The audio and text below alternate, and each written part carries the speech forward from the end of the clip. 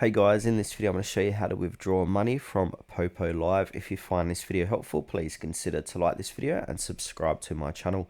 In saying that, let's just jump straight into the video. Okay, the best way to do this is open up your Poppo Live app and then sign into your account. Now once we're inside of our Poppo Live, we want to click onto our user profile. It's going to take us to our account here. Then from here we want to go ahead and click onto coins. And now we're going to be on this page, but we want to click onto points.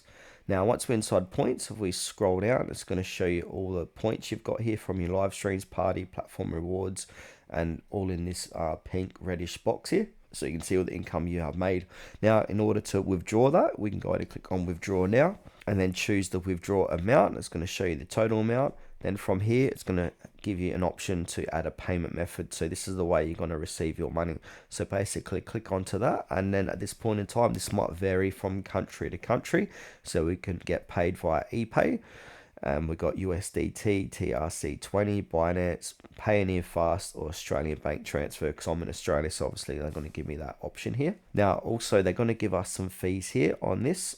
So this is a 3 to 8% for Australian bank transfer, 10,000 points for Payoneer, and it's also going to give you the arrival time. So basically, most of these are going to be within a day. So say, for example, I want to choose Australian bank. So I'm going to need to set a security password to do this. Now what I need to do here is put in my account information, first name, last name, BSB, contact, and that, and then go ahead and click on submit.